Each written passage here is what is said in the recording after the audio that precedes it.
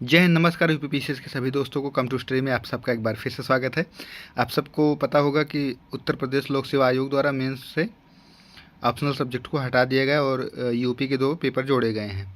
उसी सब को ध्यान में रखते हुए आशा की जा रही है, बड़े बड़े लोग आशा कर रहे हैं कि प्री के एग्ज़ाम में भी उत्तर प्रदेश विशेष का बहुत महत्व बढ़ता जाएगा, इस बार बढ़ेगा और प्रश्न ज़्यादा पूछे जाने की संभावना है। इसी सब को ध्यान में रखते हुए आज हम उत्तर प्रदेश विशेष के जो भी प्रश्न बनते हैं या बने हैं या बन सकते हैं उनको आज देखने का प्रयास करेंगे इस छोटी सी पुस्तक के माध्यम से। इसी प्रकार के चैनल को पाने के लिए चैनल को लाइक करें, शेयर करें, सब्सक्राइब करें तथा कमेंट करें आपकी जो भी फीडबैक हो। तो आइए शुरू करते हैं उत्तर प्रदेश एक परिचय से।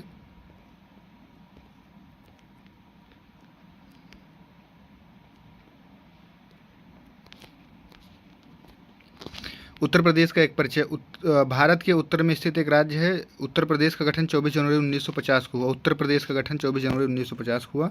राज्य का विभाजन 9 दिसंबर 2000 को 13 जिलों को काटकर उत्तराखंड बना। भारतीय संसद ने 9 दिसंबर 2000 में उत्तर प्रदेश के उत्तरी पश्चिमी मुख्यतः पहाड़ी भाग से उत्तरांचल वर्तमान में उत्तराखंड राज्य का निर्माण किया। उत्तर प्रदेश का अधिकांश भाग सघन आबादी वाले गंगा यमुना के दोआब में स्थित है। विश्व में केवल 4 राष्ट्र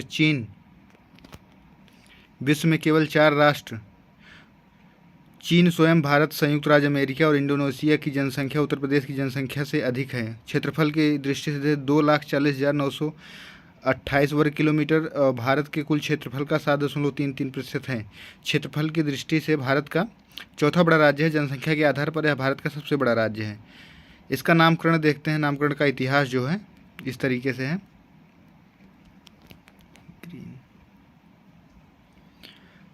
1936 में इसका नाम उत्तर पश्चिम प्रांत था। उत्तर पश्चिम आगरा, अवध एवं अवध प्रांत 1877 में। संयुक्त प्रांत आगरा एवं अवध प्रांत 1902 में।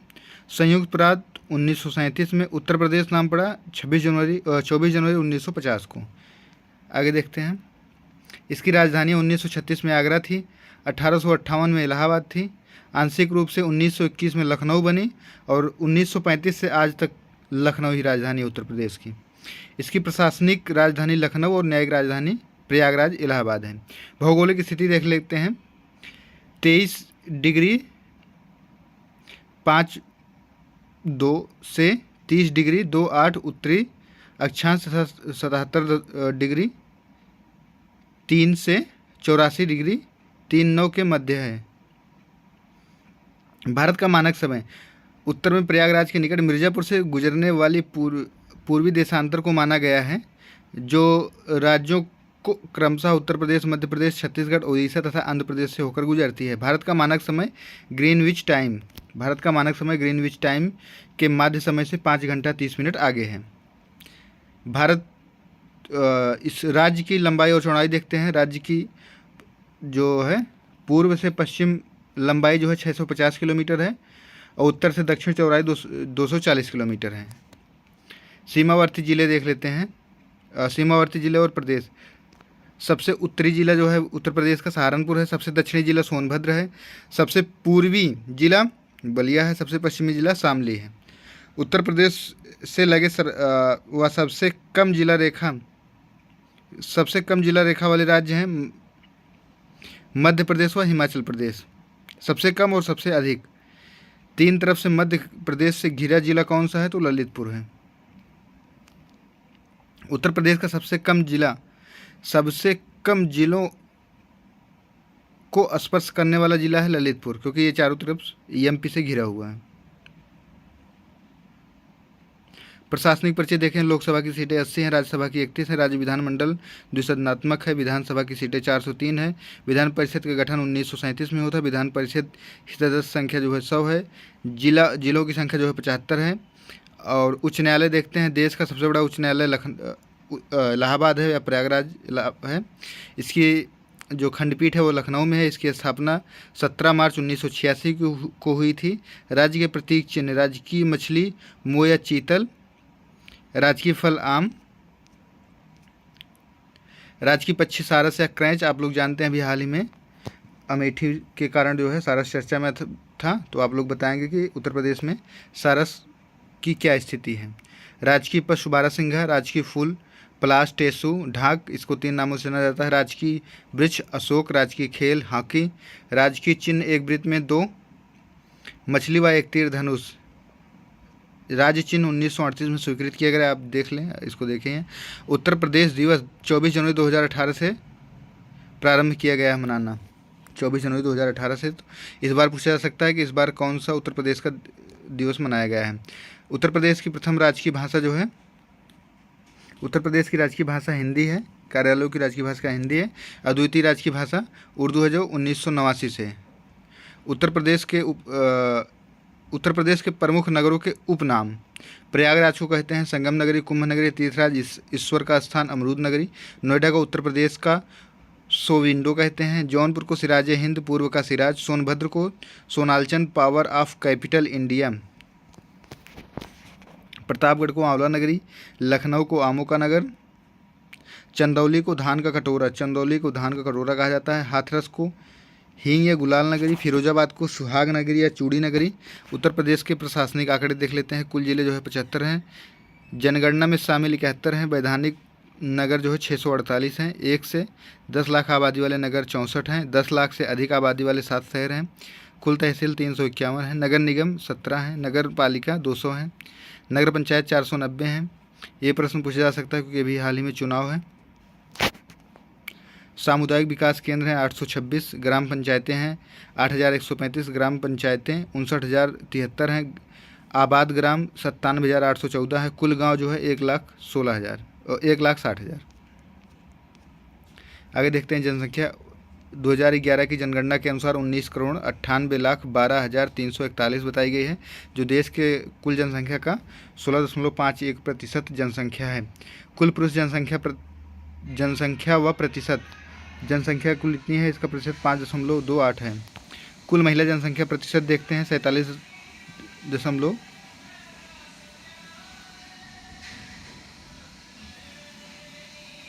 0 से 6 वर्ग आयु वर्ग की कुल जनसंख्या का प्रतिशत देखते हैं 15.41% है। कुल ग्रामीण जनसंख्या व प्रतिशत देखते हैं 77.70% है। कुल शहरी जनसंख्या का प्रतिशत देखते हैं 22.30% है।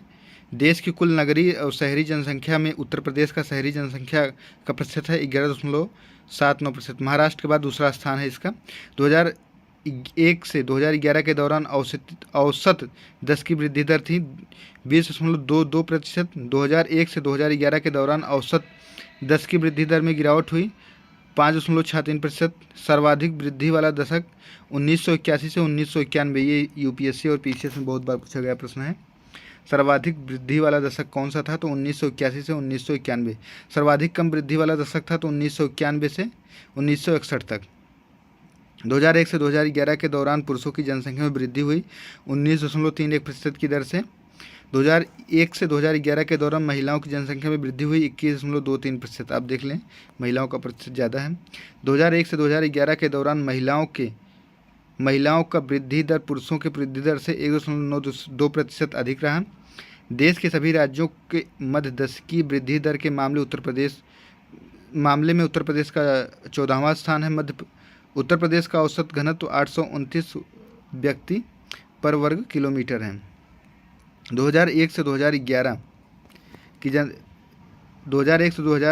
के मध्य उत्तर प्रदेश के औसत जनसंख्या घनत्व में वृद्धि हुई 139 की जनसंख्या घनत्व के मामले में देश के सभी राज्यों व संघ शासित प्रदेशों में उत्तर प्रदेश का 9वां स्थान है। केवल राज्यों में अगर देखा जाए तो चौथा स्थान है। उत्तर प्रदेश का औसत लिंगानुपात 912 है। अनुसूचित जनजातियों में लिंगानुपात 907 है। अनुसूचित जनजातियों में लिंगानुपात 951 है। लिंगानुपात में सर्वाधिक वृद्धि हुई है 1991 से 2001 के बीच। 2001 से 2011 के मध्य वयस्क लिंगानुपात में वृद्धि हुई है 14 की। उत्तर प्रदेश का औसत साक्षरता दर है 67.07%, 29वां राज्य है। अगर भारत की दृष्टि से देखें 2001 से 2011 के मध्य उत्तर प्रदेश की औसत साक्षरता दर में वृद्धि हुई है 11.34% की। पुरुष साक्षरता दर 77.30%। महिला साक्षरता दर 57.20%। आगे देखते हैं उत्तर प्रदेश की जनसंख्या का तुलनात्मक अध्ययन। जनसंख्या की दृष्टि से 3 सबसे बड़े नगर निगम क्षेत्र जो हैं, पहला है लखनऊ, दूसरा है कानपुर, तीसरा है गाजियाबाद। इसकी जनसंख्या आप लोग देख लीजिए। जिलावार जनसंख्या घनत्व देखते हैं, सबसे पहले पे है इलाहाबाद, सर्वाधिक है इलाहाबाद की, न्यूनतम है महोबा की, उसके बाद मुरादाबाद, चित्रकूट, गाजियाबाद, हमीरपुर, आजमगढ़, श्रावस्ती, लखनऊ, ललितपुर। लिंग पर आधारित जनसंख्या वाले 5 जिले, सर्वाधिक पुरुष और सर्वाधिक महिला। सर्वाधिक पुरुष में देखें इलाहाबाद है, सर्वाधिक महिला में भी इलाहाबाद है। सर्वाधिक पुरुष में दूसरे नंबर पे मुरादाबाद है, इधर आजमगढ़ है, तीसरे नंबर पे गाजियाबाद है, इधर जौनपुर है। जौनपुर में सर्वाधिक लिंगानुपात अभी हाल ही में चर्चा में आया था, इसको आप लोग कमेंट करेंगे। कानपुर नगर है, इधर मुरादाबाद है, इधर लखनऊ है, इधर लखनऊ है, सर्वाधिक पुरुष और सर्वाधिक महिला दोनों में। 0 से 6 वर्ग में सर्वाधिक जनसंख्या वाले 5 जिले ये देख लेते हैं। पहला है इलाहाबाद, दूसरा है मुरादाबाद, तीसरा है सीतापुर, चौथा है आजमगढ़, पाँचवा है बरेली। आगे देखते हैं 10 की वृद्धि दर वाले जिले 20.22%। शीर्ष 3 जिले जीबी नगर, गाजियाबाद, श्रावस्ती हैं। अंतिम 3 जिले हैं कानपुर नगर, हमीरपुर, बागपत। सर्वाधिक जनसंख्या घनत्व देखते हैं 829 में जो 3 जिले हैं आते हैं गाजियाबाद, वाराणसी, लखनऊ। अंतिम में आते हैं ललितपुर, सोनभद्र, हमीरपुर।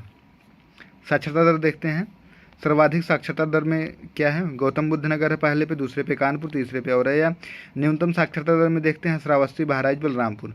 श्रावस्ती आप देखेंगे सभी में न्यूनतम पे रहेगा, पुरुष महिला टोटल सब पे यही रहेगा। लिंगानुपात देखते हैं, शीर्ष लिंगानुपात वाले जिले हैं जौनपुर है, आजमगढ़ है, उसके बाद देवरिया है, न्यूनतम वाले हैं। न्यूनतम लिंगानुपात वाले जिले हैं देखते हैं अंतिम जिले गौतम बुद्ध नगर, बागपत, हमीरपुर, कानपुर नगर। आगे देखते हैं नगरीय जनसंख्या के 3 जो जिले हैं, शीर्ष में गाजियाबाद है, लखनऊ है, कानपुर नगर है। अंतिम देखते हैं श्रावस्ती, चित्रकूट, कौशाम्बी। नगरीय जनसंख्या 22.30%। शीर्ष जिले हैं गाजियाबाद, लखनऊ, कानपुर। न्यूनतम में देखते हैं श्रावस्ती है, कुशीनगर है, महाराजगंज है। आगे देखते हैं, ये देख लिए हैं। ग्रामीण जनसंख्या देखते हैं किस जिले में है सर्वाधिक, इलाहाबाद, आजमगढ़, जौनपुर। अंतिम देखते हैं 3 जिले गौतम बुद्ध नगर, महोबा, हमीरपुर। महिला साक्षरता दर में जो शीर्ष जिले हैं कानपुर नगर, लखनऊ, गौतम बुद्ध नगर। न्यूनतम में श्रावस्ती, बलरामपुर, बहराइच। इसको दोहरा हो गया इसका। अनुसूचित जनजाति जनसंख्या शीर्ष जिले हैं सीतापुर, इलाहाबाद, हरदोई। अंतिम 3 जिले हैं बागपत, श्रावस्ती, जीबी नगर।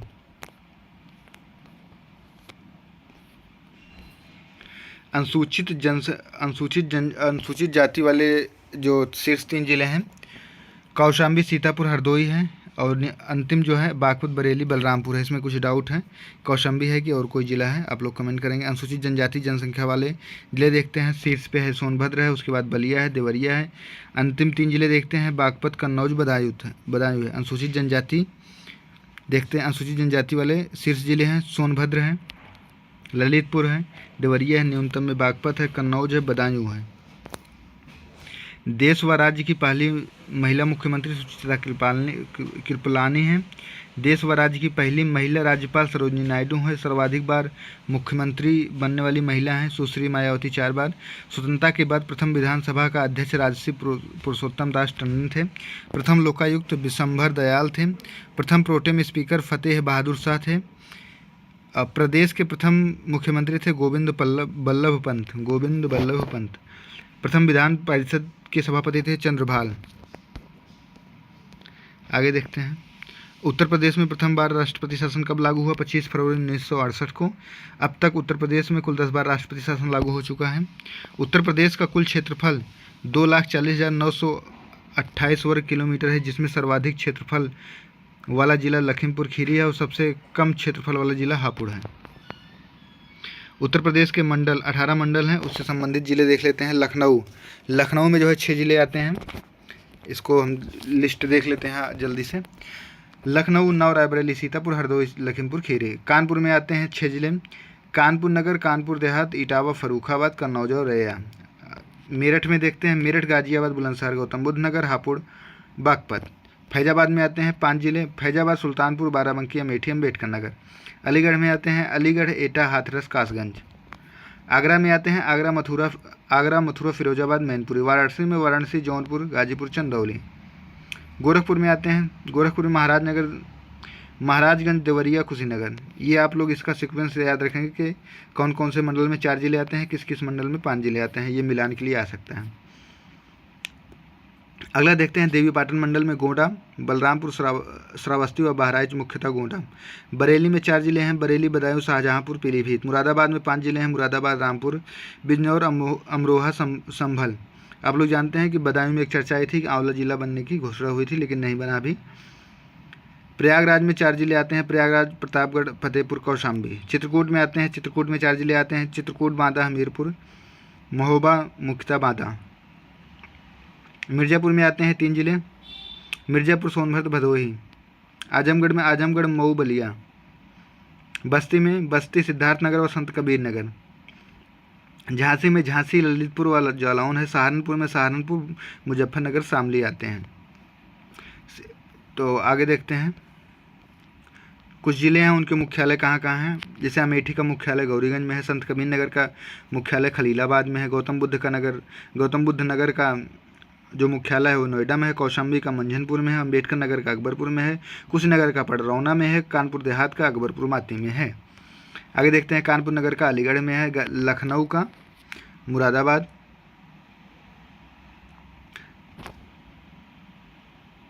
नहीं ये नहीं, ऊपर है।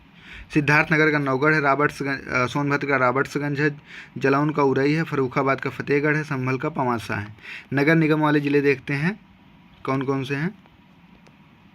पहला कानपुर है, दूसरा लखनऊ, तीसरा गाजियाबाद, आगरा, वाराणसी, मेरठ, प्रयागराज, बरेली, अलीगढ़, मुरादाबाद, सहारनपुर, गोरखपुर, फिरोजाबाद, मथुरा, अयोध्या, झांसी, शाहजहांपुर। कुल मिला के 17 हैं।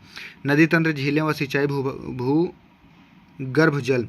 गंगा सबसे प्रदूषित होती है कन्नौज से वाराणसी तक। गंगा में सर्वाधिक बीओडी मिलता है कानपुर से प्रयागराज तक।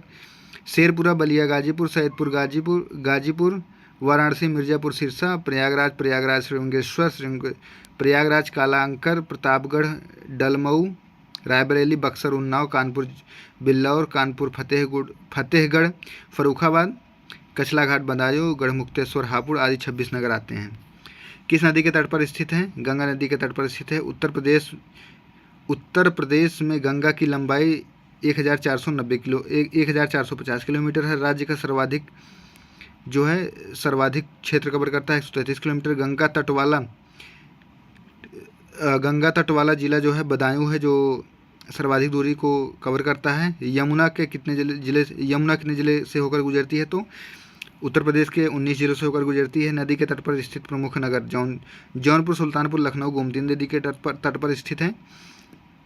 अयोध्या, गोला, बहरलगंज, बहराज सरयू नदी के तट पर स्थित है। बाराबंकी भी है। बाराबंकी में स्नाही घाट से टच करती है सरयू नदी। गोरखपुर, बहराज राप्ती तट पर है, राप्ती के तट पे है। बांदा जो है के नदी के तट पर है। हमीरपुर बेतवा के तट पर है। चित्रकूट पायसीनी मंदाकिनी के तट पर है। सोनभद्र सोन के तट पर है। मुरादाबाद रामगंगा के तट पर है। प्रतापगढ़ सई नदी के तट पर है। सांस्कृतिक महत्व देखते हैं। सहेत महत श्रावस्ती में है। रानाभार स्तूप कुशीनगर में है। धमेख सारनगर में है। घोषित राम कौशाम्बी में है। आगे देखते हैं कनक भवन अयोध्या में है।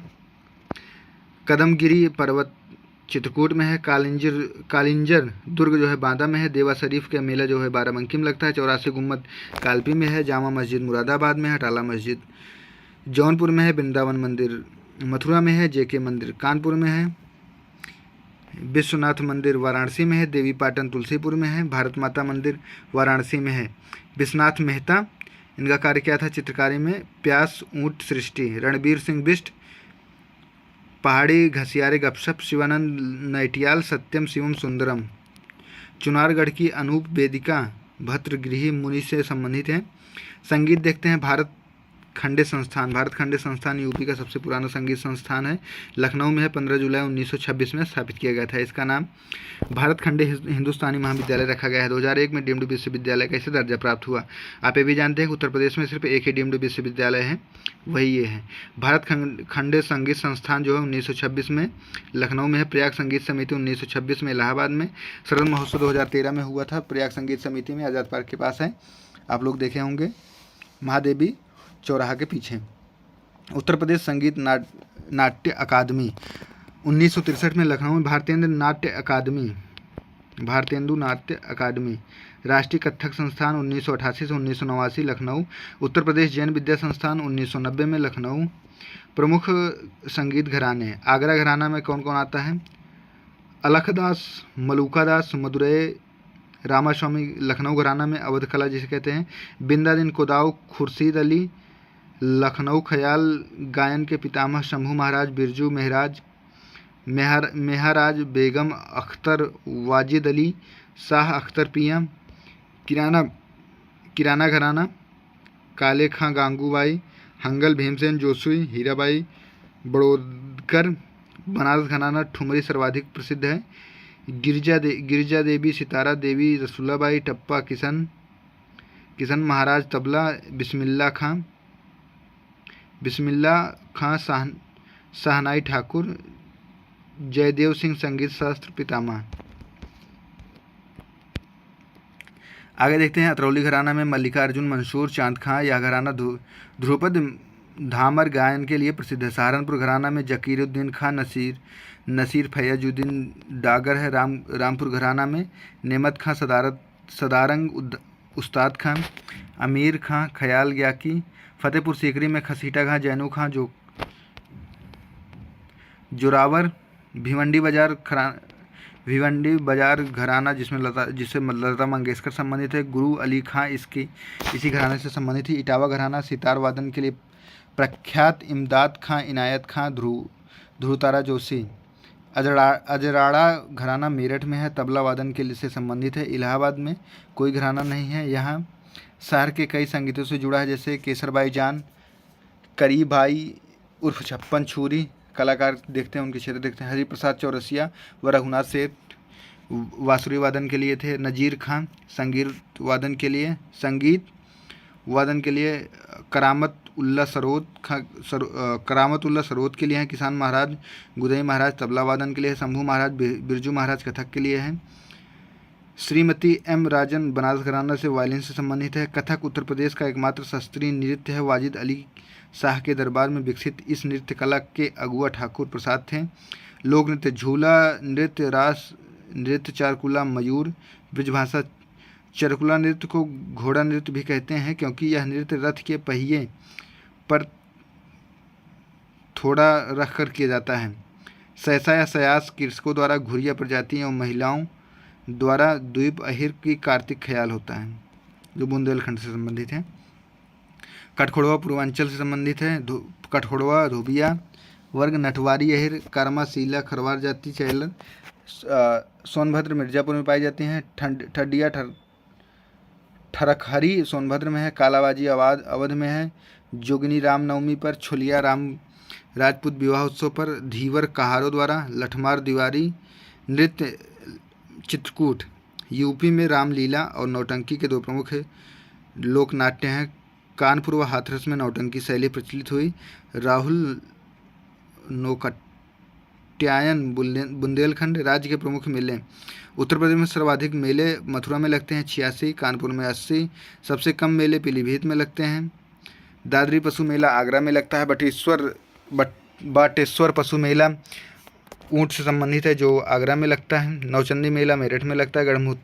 गढ़मुक्तेश्वर मेला हापुड़ में लगता है। हरिदास जयंती मथुरा फतेहपुर सीकरी। देवा शरीफ का मेला बाराबंकी में लगता है। बाराबंकी अफीम की खेती के लिए नंबर 1 पे आता है गाजीपुर के बाद। मुंडिया मेला वृंदावन मथुरा। सैयद का सलार बहराइच मेला। देवी पाटन मेला बलरामपुर में। फाल्गुन मेला रामपुर में। कलिंजर मेला बांदा में। कैलाश मेला आगरा में। नटकरैया मेला वाराणसी में। शाकंभरी देवी सहारनपुर में मेला। सोरो मेला कासगंज एटा में। परिक्रमा मेला नवमी शरणराय सीतापुर। 9वीं शरणालय सीतापुर में है। गोला गोरखानाथ खीरी मेला है। गोविंद साहब अम्बेडकर मेला अम्बेडकर नगर में गोविंद साहब मेला अम्बेडकर नगर में लगता है। वार्षिक उत्सव में देखते हैं सुलहकुल महोत्सव आगरा में, राम बारात उत्सव आगरा में, कपिल उत्सव फर्रुखाबाद में, सरधना महोत्सव मेरठ में, लठ मार होली जो है बरसाना में होती है, गंगा महोत्सव काशी में, कजली महोत्सव महोबा में, कजरी और कजली, कबीर महोत्सव मगहर में, संत कबीर नगर, ताज महोत्सव आगरा फरवरी माह में। लोकगीत में देखते हैं आला हरदौला पावरा इसुरी फाग बुंदेलखंड से संबंधित, पूर्वांचल वाराणसी मिर्जापुर, बहत बरील रुहेलखंड, लावड़ी चैती, राष्ट्रीय होली ब्रजभूमि ढोल आगरा सोहर अवध अवध पूर्वांचल के क्षेत्रों में बच्चों के जन्म पर गाई जाती है। रागनी पश्चिमी क्षेत्र में।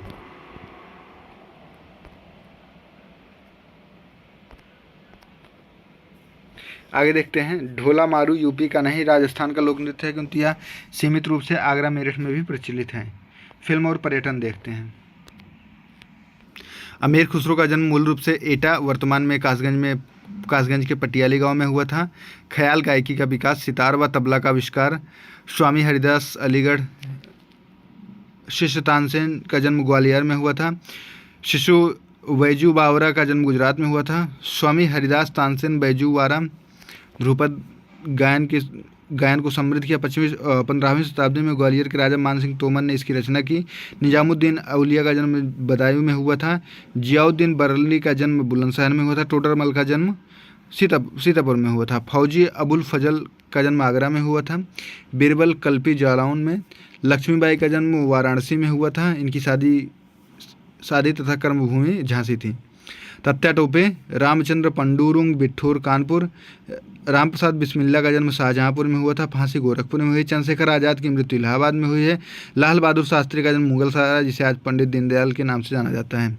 तुलसीदास का जन्म चित्रकूट के पास राजापुर गांव में हुआ था। मिर्जा गालिब बहुत इंपॉर्टेंट है। मिर्जा गालिब का जन्म आगरा में हुआ था, लेकिन मृत्यु दिल्ली में है। दिल्ली। नजीर अकबर वादी आगरा में पैदा हुए हैं। चकबस्त लखनवी। फिराक गोरखपुर से हैं, जो एयू के टॉपर भी रहे हैं। इलाहाबाद यूनिवर्सिटी के टॉपर ने, जिस समय ये टॉपर थे तो इलाहाबाद यूनिवर्सिटी के जो बीसी के सुपुत्र थे उनको टॉप करवाने के लिए परीक्षा में कम प्रश्न अटेम्प्ट किए थे। कैफी आजमगढ़ के थे। रामचंद्र शुक्ल बस्ती के थे। मजरूह सुल्तानपुरी का पूरा नाम यूपीपीसीएस में पूछा गया है, तो मजरूह सुल्तानपुर के थे बेसिकली। अकबर इलाहाबादी थे। मजाज लखनवी। राहुल सांस्कृत्यायन आजमगढ़। पत्र पत्रिकाएं और शिक्षा भाषा। 2001 में सर्व शिक्षा अभियान। 2001 में स्कूल चलो अभियान प्राथमिक शिक्षा में। 26 जनवरी 1968 को प्रदेश के कार्यालयों में राजभाषा हिंदी को अनिवार्य बना दिया गया। 1989 में उर्दू को द्वितीय राजभाषा घोषित किया गया। 1976 में उत्तर प्रदेश संस्कृत संस्थान। 1976 उत्तर प्रदेश हिंदी संस्थान। 1977 उत्तर प्रदेश उर्दू अकादमी। 1977 उत्तर प्रदेश सिंधी अकादमी। 1997 1927 में हिंदुस्तान अकादमी इलाहाबाद में है जो। 1994 में उत्तर प्रदेश भाषा संस्थान। 1995 में मिड डे मील की शुरुआत की गई। 2004 में कस्तूरबा गांधी बालिका योजना की शुरुआत की गई। राजश्री पुरुषोत्तम दास टंडन मुक्त विश्वविद्यालय उत्तर प्रदेश का प्रथम मुक्त विश्वविद्यालय है। केंद्रीय विश्वविद्यालय देखते हैं इलाहाबाद विश्वविद्यालय, जो हमारा विश्वविद्यालय है इलाहाबाद विश्वविद्यालय, जिसकी स्थापना 1987 में म्योर द्वारा हुई थी। बनारस हिंदू विश्वविद्यालय की स्थापना 1916 में वाराणसी में हुई थी। अलीगढ़ मुस्लिम विश्वविद्यालय की स्थापना 1921 में हुई थी। डॉक्टर भीमराव अम्बेडकर विश्वविद्यालय लखनऊ 1989 में हुई थी। राजीव गांधी नेशनल एवियन विश्वविद्यालय की स्थापना रायबरेली में हुई थी। रानी लक्ष्मीबाई केंद्रीय विश्वविद्यालय, केंद्रीय तिब्बत अध्ययन विश्वविद्यालय सारनाथ वाराणसी में है। उत्तर प्रदेश का प्रथम विकलांग विश्वविद्यालय चित्रकूट में है। जगदेव राम भद्राचार्य विकलांग विश्वविद्यालय doctor Ambedkar institute of technology for handicap Kanpur में है। आगे देखते हैं कन्हैयालाल मणिकलाल केंद्रीय हिंदी संस्थान आगरा में है। अंबेडकर के नाम से 2 विश्वविद्यालय यूपी में है, आगरा मेडिकल, लखनऊ मेडिकल। कल्प योजना संबंधित है प्राथमिक विद्यालय से। अलंकार योजना आप सुने होंगे, पीएम श्री योजना, ये सब उसी से संबंधित है, लगभग आसपास हैं। कल्याण पत्रिका का संपादन गीता प्रेस गोरखपुर द्वारा होता है। उत्तर प्रदेश उर्दू प्रशिक्षण संस्थान केंद्र हैं। उत्तर प्रदेश में कृषि विश्वविद्यालय की संख्या 5 हो गई है। Narendra Dev university of agriculture and technology Faizabad राज्य में है। Vallabh Bhai Patel university of agriculture and technology Meerut राज्य में। Chandrashekhar Azad university of agriculture and technology Kanpur में, उत्तर प्रदेश राज्य में। Sam Higginbottom university of agriculture and technology Allahabad. Rani Lakshmibai का केंद्रीय विश्वविद्यालय झांसी अंतिम एकमात्र केंद्रीय।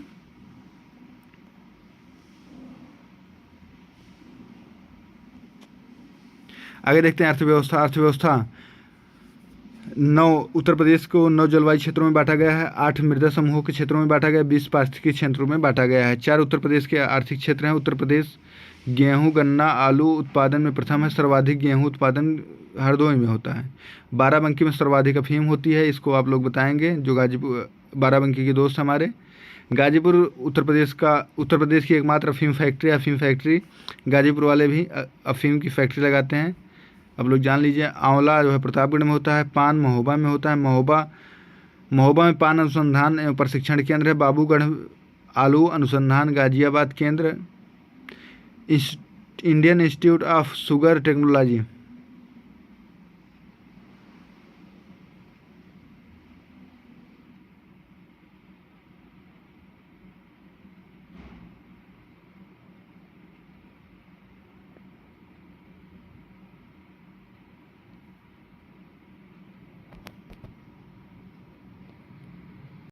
आगे देखते हैं। कानपुर में Indian institute of sugar technology, Kanpur में दाल अनुसंधान संस्थान स्थित है।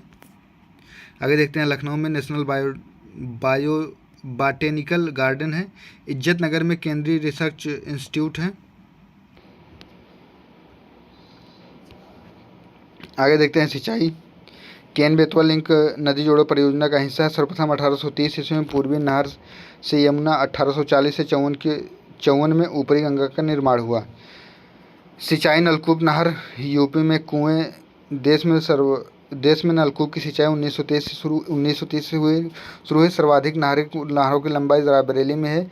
निचली गंगा नहर 1987 नरौरा में गंगा से निकाली गई है। सर्वाधिक लंबी नहर शारदा नहर है। माता टीला राजघाट लक्ष्मी बाई परीक्षा बांध बेतवा नदी पे है। रामगंगा नदी 128 मीटर सर्वाधिक ऊंचा है। मैदहा बांध बिरमापुर हमीरपुर अर्जुन नदी हमीरपुर है। बाणसागर बांध सोन नदी। भूतत्व एवं कर्म निदेशालय 1855 उत्तर प्रदेश खनिज विकास निगम पहली नीति 29 दिसंबर 1998 12 जिलों को खनिज बहुल्य क्षेत्र घोषित किया गया। चूना पत्थर मिर्जापुर, कोयला सिंगरौली सोनभद्र, एस्बेस्टस चमरौली छोड़ दें।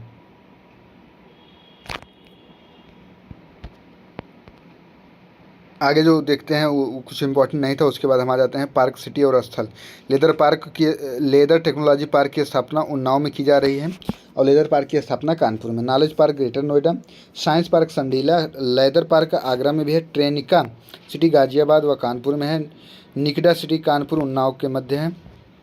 Toy city greater Noida. Cyber city भी इसी को आप लोग जानते होंगे कहा जाता है शायद। जैव प्रौद्योगिकी पार्क लखनऊ में है। Science city. Eco knowledge park Khusrobagh. Agro processing zone Saharanpur में है। एपेरल पार्क गाजियाबाद व कानपुर में है। विशेष आर्थिक क्षेत्र Moradabad Kanpur Noida greater Noida. Cyber city Kanpur में है। कानपुर में जो है तीसरा साइबर थाना खोला गया है। वन्य जीव संरक्षण देखते हैं। 1936 में एशिया के सबसे पहले राष्ट्रीय उद्यान हैली राष्ट्रीय उद्यान, जिम कॉर्बेट राष्ट्रीय उद्यान की स्थापना नैनीताल संयुक्त प्रांत में की गई थी। हैली जानते हैं, हैली एक अंग्रेज गवर्नर हुआ करते थे, या उस क्षेत्र के जो होते हैं स्पेशल हुआ करते थे। उन्होंने अपने नाम से इस राष्ट्रीय उद्यान का नाम रखा था हैली। बाद में इसका दुधवा हो गया। अभी शायद राम के नाम पे रखने की बात चल रही थी, रामगंगा के नाम पे। प्रदेश के कुल राष्ट्रीय उद्यान जो है एक राष्ट्रीय उद्यान है दुधवा नेशनल पार्क 1977। मयूर संरक्षण केंद्र वृंदावन मथुरा में है। गिद्ध संरक्षण एवं प्रजनन केंद्र महाराजगंज राज्य का प्रथम है। बहुत इंपॉर्टेंट होगा ये, ज़्यादा फैक्ट बहुत इंपॉर्टेंट होगा। गिद्ध संरक्षण केंद्र और प्रजनन केंद्र महाराजगंज में है, राज्य का प्रथम है। कुल वन्यजीव विहार जो है 25 हैं। 25 वन्यजीव विहार हैं, 14 पक्षी विहार हैं। 3 बाघ अभयारण्य हैं। पहला है दुधवा खीरी बहराइच 1937, आजमगढ़ बिजनौर 2012, पीलीभीत बहराइच जून 2014। आगे देखते हैं, आगे आ गया मेरा वन्यजीव बिहार का सबसे बड़ा चंद्रप्रभा चंदौली में है। सबसे प्रथम जो है चंद्रप्रभा चंदौली 1957।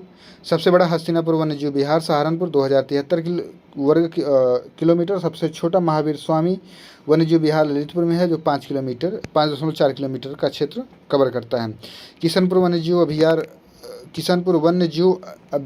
विहार जो है लखीमपुर खीरी में है। कैमूर वन्यजीव विहार सोनभद्र में है।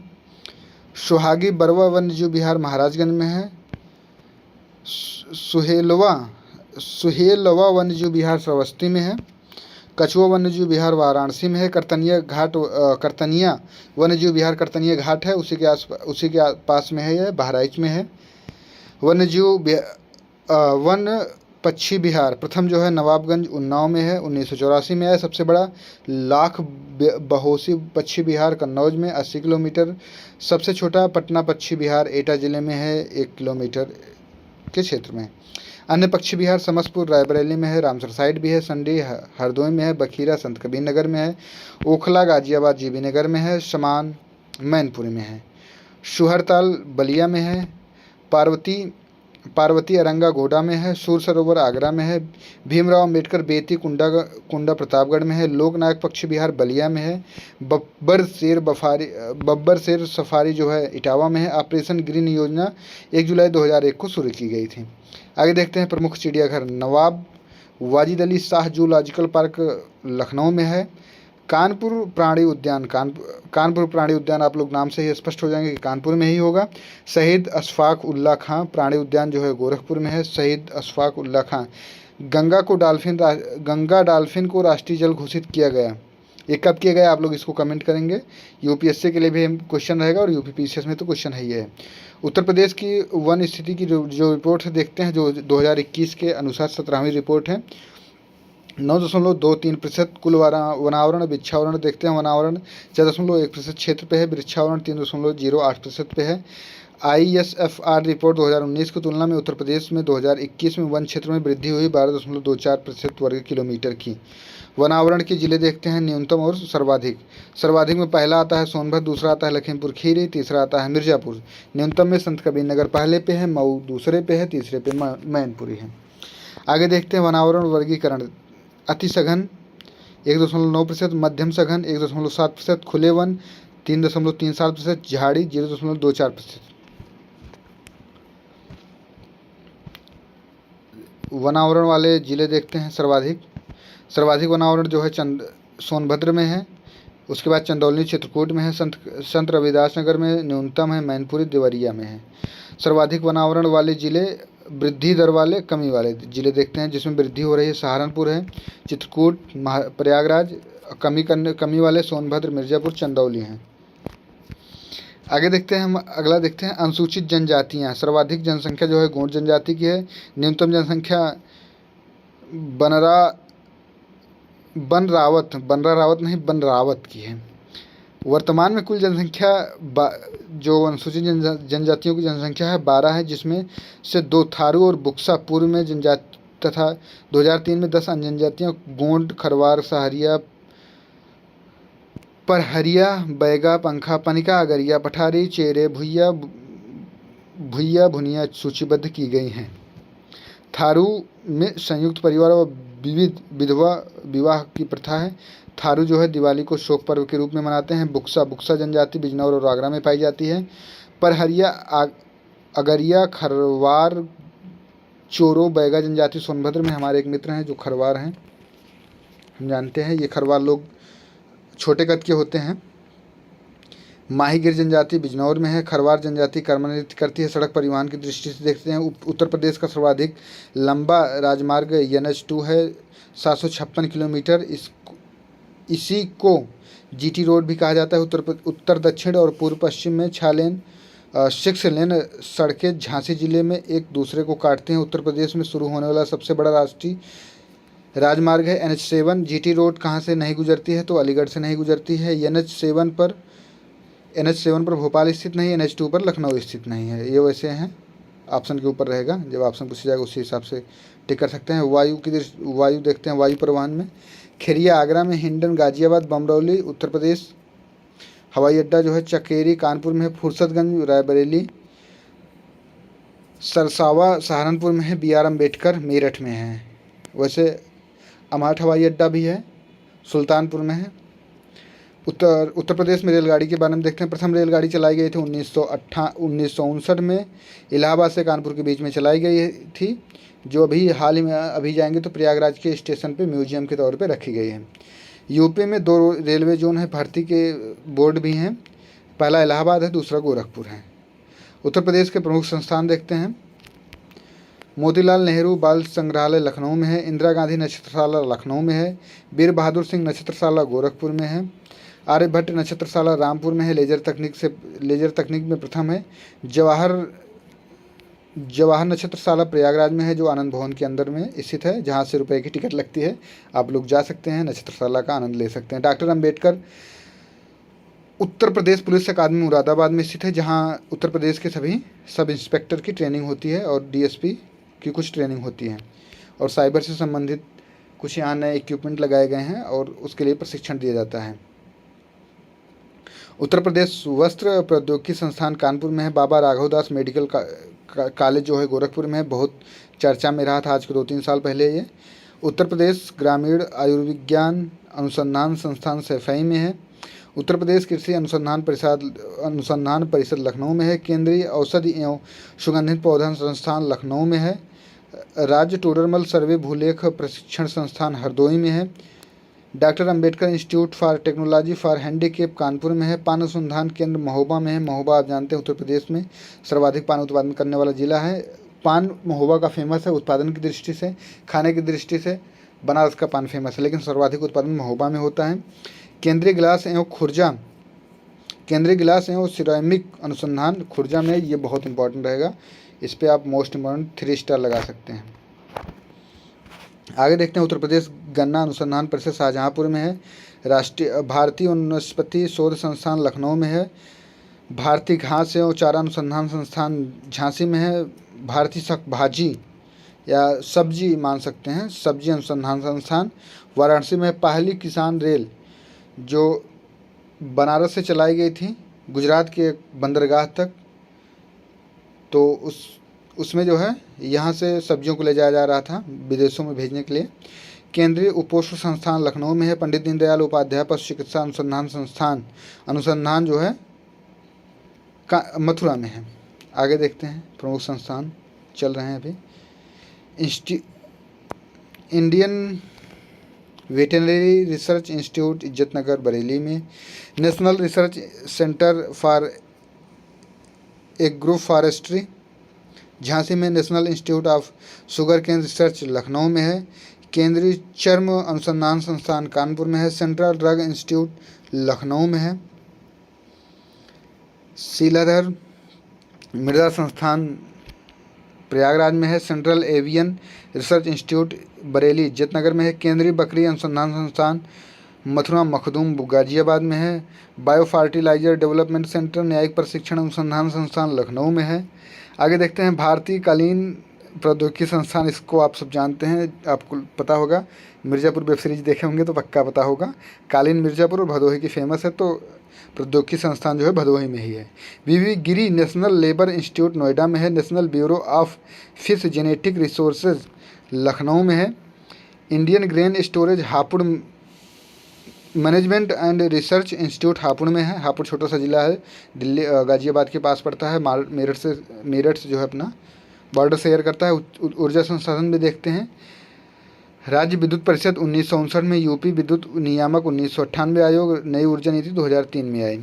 ताप विद्युत उत्पादन हरदुआदगंज ताप विद्युत गृह अलीगढ़ में 1942 में स्थापित किया गया। 1968 में रूस के सहयोग से पुनरुद्धार चंदौसी ताप विद्युत केंद्र मुरादाबाद में है। परीक्षा ताप परियोजना झांसी में है। ओबरा ताप विद्युत केंद्र रूस की सहायता से सोनभद्र में चलाई जा रही है। अनपरा डी ताप विद्युत परियोजना जापान के सहयोग से सोनभद्र में चलाई जा रही है। राष्ट्रीय ताप विद्युत निगम एनटीपीसी के कुल 7 केंद्र हैं। देखते हैं पहला कौन सा है। दादरी गौतम बुद्ध नगर में, आंवला बरेली में है। आंवला बरेली और बदायूं दोनों जिलों से सीमा साझा करता है। हाल ही में चर्चा है कि काफ़ी बड़ी तहसील है, इसलिए इसको अलग जिला बनाने की मांग काफ़ी तेज़ी से उठी है। ऊंचाहार टांडा अम्बेडकर नगर में है। सिंगरौली सोनभद्र में है। औरैया रिहंद सोनभद्र। इसमें औरैया आंवला दादरी गैस आधारित हैं, शेष कोयला आधारित संयंत्र हैं। आगे देखते हैं मड़ुआडीह डीजल लोकोमोटिव वर्क्स और गोरखपुर में है। कोच रिपेयर कारखाना है। रायबरेली में तीसरा रेल कोच कारखाना है। मुगल सराय में सबसे लंबा रेलवे वार्ड भारत का है। जल विद्युत लिमिटेड 2000 में। निजी क्षेत्र की सेवा ताप विद्युत परियोजना शाहजहांपुर में प्रदेश की ऊपरी गंगा नहर सर्वाधिक जल उत्पादन किया जाता है। उत्तर प्रदेश में परमाणु ऊर्जा केंद्र नरोना में स्थापित है। खेतियों के नाम व उनके प्रकार। एरोपोनिक पौधों को हवा में उगाना। एपीकल्चर मधुमक्खी पालन। हॉर्टिकल्चर बागवानी। फ्लोरिकल्चर फूल का विज्ञान। ओलोरीकल्चर सब्जी विज्ञान। पोमोलॉजी फल विज्ञान। विटीकल्चर अंगूर की खेती। वर्मीकल्चर केचुआ पालन। सेरीकल्चर रेशम उद्योग। पीसीकल्चर मत्स्य पालन। मोरीकल्चर रेशम कीट हेतु शहतूत। भारत में विभिन्न क्रांतियाँ देखते हैं, काफ़ी इंपॉर्टेंट रहेगी। नीली क्रांति जो है ब्लू रिवोल्यूशन मत्स्य पालन से संबंधित है। खाकी क्रांति ब्राउन रिवोल्यूशन चमड़ा से संबंधित है। भूरी क्रांति रासायनिक या ग्रे रिवोल्यूशनरी उर्वरक और आवास विकास से संबंधित है। हरित क्रांति ग्रीन खाद्यान्न उत्पादन से संबंधित है। गुलाबी क्रांति देखें, ये बहुत कन्फ्यूजिंग प्रश्न रहता है कि गुलाबी क्रांति को प्याज लगाएं कि झींगा लगाएं, तो प्याज झींगा और औषधियों से संबंधित है। श्वेत क्रांति दूध से संबंधित है। रजत क्रांति अंडा और कुटकुट से संबंधित है। रजत रेशा क्रांति कपास से संबंधित है। पीली क्रांति तिलहन से संबंधित है। कृष्ण क्रांति पेट्रोलियम से संबंधित है। स्वर्ण क्रांति बागवानी से संबंधित है। स्वर्ण रेखा क्रांति जूट पटसन से संबंधित है। लाल क्रांति जो है मांस और टमाटर, ये भी देखो इंपॉर्टेंट है क्योंकि लाल क्रांति पूछेगा रेड रिवोल्यूशन किससे संबंधित है। अगर उसमें दिया रहेगा मांस तो मांस भी हो जाएगा, टमाटर दिया रहेगा टमाटर होगा, दोनों दिया रहेगा तो क्वेश्चन गलत भी हो सकता है या विकल्प के रूप में रहेगा, इनमें से दोनों सही हो जाएगा।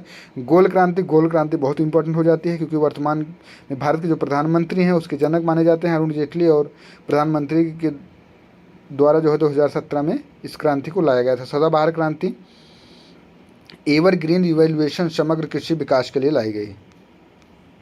आगे देखते हैं उत्तर प्रदेश के प्रथम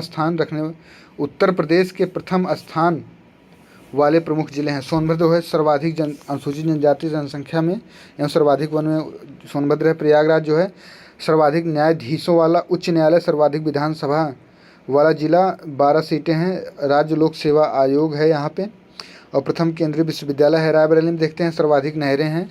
प्रथम रेल फैक्ट्री राज्य की जो है यहीं स्थापित की गई। मथुरा में राज्य का सर्वाधिक मेले लगते हैं 80, ये कन्फ्यूजिंग रहेगा, कहीं 80 लगता है कहीं 86 दे रहा है। गौतम बुद्ध नगर में सर्वाधिक साक्षरता प्रति व्यक्ति आय। राज्य का प्रथम फिल्म सिटी सेंटर, भारत का प्रथम नाइट सफारी पार्क, दूसरा नाइट सफारी पार्क लखनऊ में बनाया जा रहा है। आप लोग इसको सर्च कीजिए, करंट अफेयर का क्वेश्चन हो सकता है या पूछा जाएगा, श्योर पूछा जाएगा। बिजनौर राज्य का सबसे ऊंचा बांध रामगंगा नदी है। बदायूं सर्वाधिक जिले से सीमा बनाने वाला जिला बदायूं है। आप लोगों से एक हम्बल रिक्वेस्ट है कि आप जिस भी ज़िले से हैं आप अपने ज़िले की एक ऐसी विशेषता बताइए जो हम इस वीडियो में डिस्कस नहीं किए हैं, और हो सकता है उस विशेषता को या उस जानकारी के बारे में उत्तर प्रदेश लोक सेवा आयोग में प्रश्न पूछे जाएँ तो आप लोग को आपस में अगर आप लोग कमेंट करेंगे तो निश्चित रूप से सफलता मिलेगी। और ऐसे कुछ फैक्ट हो सकते हैं जो इसमें नहीं वो पूछे जा सकते हैं, तो कमेंट के माध्यम से आप लोग के कुछ फैक्ट तैयार हो सकते हैं उत्तर प्रदेश विशेष को लेकर। जैसा कि आपको बता दिए हैं कि इस बार से मेंस में ऑप्शनल पेपर हटा के यूपी स्पेशल को ज़्यादा तरजीह दी जा रही है, इसी को ध्यान में रखते हुए प्री में भी माना जा रहा है कि ज़्यादा वैल्यू दी जाएगी या तरजीह दी जाएगी। उत्तर प्रदेश का भौतिक विभाजन देखते हैं। उत्तर प्रदेश का ये देखते हैं भौतिक विभाजन। उत्तर प्रदेश भारत के प्राचीनतम गोंडवाना महाद्वीप का एक हिस्सा है। किसी क्षेत्र में पाई जाने वाली भौगोलिक आकृति जैसे पर्वत, पठार, मैदान आदि के आधार पर विभाजित करना भौगोलिक विभाजन कहलाता है। उत्तराखंड राज्य के गठन के फलस्वरूप उत्तर का पर्वतीय भाग उत्तराखंड में चले जाने के बाद उत्तर प्रदेश के 3 भौतिक क्षेत्र रह गए हैं। उत्तर में भाभर है, तराई क्षेत्र, मैदानी क्षेत्र, दक्षिण में पठारी क्षेत्र। आगे देखते हैं हम इसको इस तरीके से देख सकते हैं हम ये नीला वाला देख रहे हैं जो कृषि योग्य भूमि है। इस क्षेत्र में पशुपालन नहीं कि एक कृषि योग्य भूमि नहीं है, पशुपालन किया जाता है। अधिकतम भाबर क्षेत्र ये हो गया, ये है सूखा या रोगग्रस्त क्षेत्र है। ये क्षेत्र आप देख सकते हैं सर्वाधिक ढलानी वाली क्षेत्र है। भाबर है तराई क्षेत्र, पश्चिमी सहारनपुर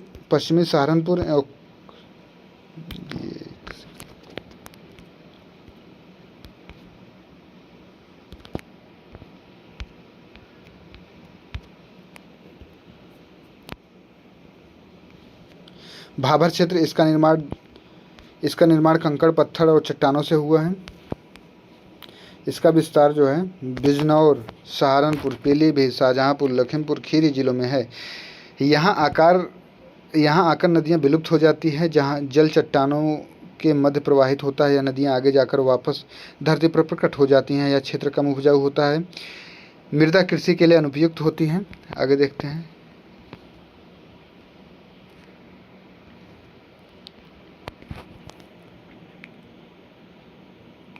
तराई क्षेत्र में नदियां धरती पर प्रकट हो जाती हैं। यहाँ महीन कणों निक्षेप मिलते हैं। अधिकांश भूमि कृषि योग्य हैं। इस क्षेत्र में गन्ना एवं धान की खेती की जाती है। अनेक जगहों पर जूट की भी अच्छी खेती होती है। दक्षिण पठारी क्षेत्र में पठारी क्षेत्र में सामान्य ऊंचाई 300 मीटर के आसपास है। मिर्जापुर, सोनभद्र जिले, कुछ स्थानों पर कैमूर और सोनकर की पहाड़ियाँ लगभग 600 मीटर तक ऊंची हैं। दो दक्षिण भाग के सबसे ऊंची पहाड़ी है। यह क्षेत्र ललितपुर, झांसी, जलौन, हमीरपुर, महोबा, बांदा, चित्रकूट, इलाहाबाद जिले के गंगा, दक्षिण भाग के वाराणसी जिले के चकिया तहसील तक फैला है। इसका पठारी क्षेत्र जो है चंबल, केन, बेतवा, सोन, टोंस नदी के घाटियों का निर्माण किया है। मैदानी क्षेत्र देखते हैं गंगा, यमुना एवं सहायक नदियों द्वारा लाई गई काप, मिट्टी, कीचड़, बालू द्वारा निर्मित। मध्य के मैदानी भाग की ऊंचाई 80 से 300 मीटर तक है। इसका ढाल उत्तर पश्चिम से दक्षिण पूर्व की ओर है। इस क्षेत्र को मुख्यतः 2 भागों में बांटा जा सकता है, खादर और बांगर। इसको छोड़ देते हैं, इसको उतना अब लोग याद भी नहीं कर पाएंगे। इसको देखते हैं खादर क्षेत्र क्या है, बांगर क्षेत्र क्या है। नदी के पास वाला क्षेत्र जहाँ बाढ़ आती रहती है खादर क्षेत्र कहलाता है। हर वर्ष बाढ़ आने के कारण यहाँ की मृदा का नवीनीकरण होता रहता है। इसी कारण ये क्षेत्र उपजाऊ बना रहता है।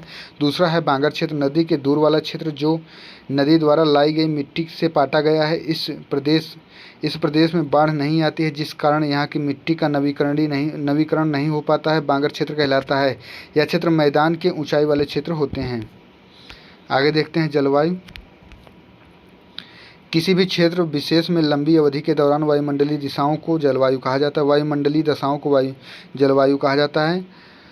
प्रदेश की जलवायु उष्णकटिबंधीय व उपोष्ण मानसूनी प्रकार की जलवायु होती है। उत्तर प्रदेश व उत्तर एवं उत्तर पश्चिम भाग में हिमाचल में स्थित होने के कारण प्रदेश में साइबेरिया से आने वाली ठंडी हवाएं प्रवेश नहीं कर पाती हैं।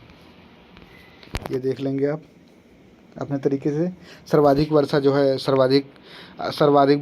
गोरखपुर में, सर्वाधिक मतलब न्यूनतम वर्षा मथुरा में होती है 187 सेंटीमीटर 54 सेंटीमीटर। ऋतुएं देख लेते हैं। ऋतुएं 3 होती हैं उत्तर प्रदेश की, इसको आप लोग देख लेंगे।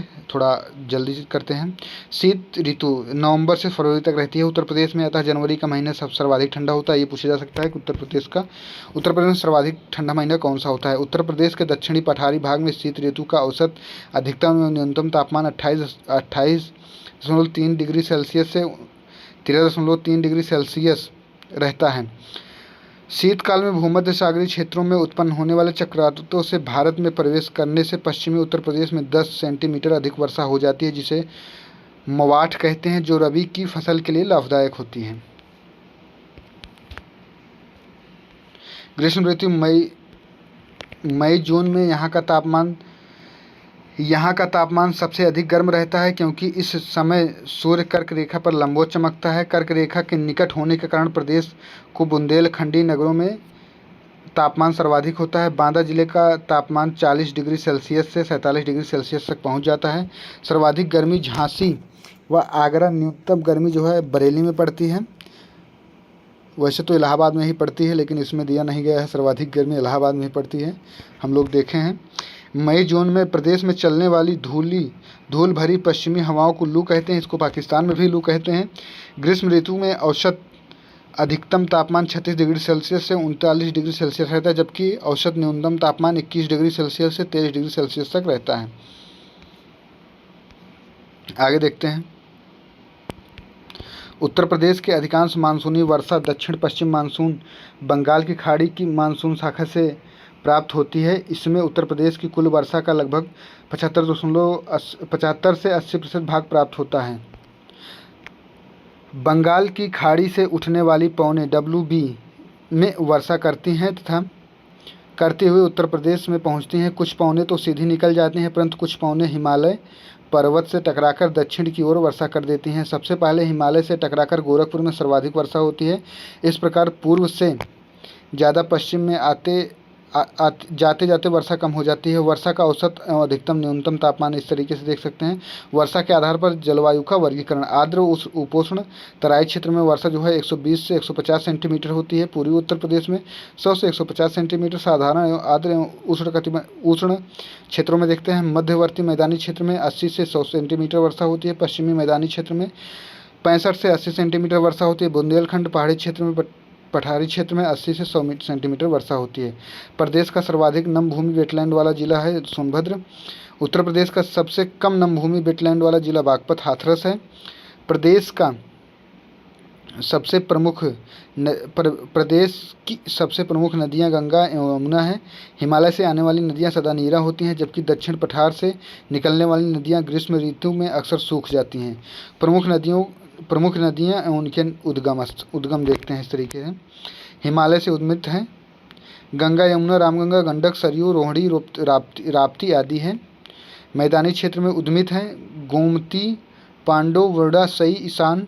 दक्षिणी पठारी क्षेत्र में उद्मित है सोन, केन, रिहंद, टोंस, बेतवा, चंबल, कन्हार आदि। गंगा नदी देखते हैं। भागीरथी नदी गंगोत्री हिमनद से गोमुख स्थान से निकलती है।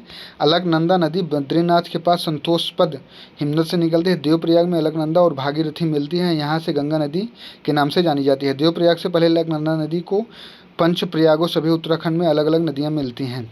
विष्णु प्रयाग, अलकनंदा और धौला गंगा जहाँ से मिलती है उसे विष्णु प्रयाग कहते हैं। नंद प्रयाग, अलकनंदा और मंदाकिनी जहाँ मिलती है उसे कहते हैं। आगे देखते हैं कर्णप्रयाग किसे कहते हैं। कर्णप्रयाग कहाँ है? अलकनंदा और पिंडार जहाँ मिलती है।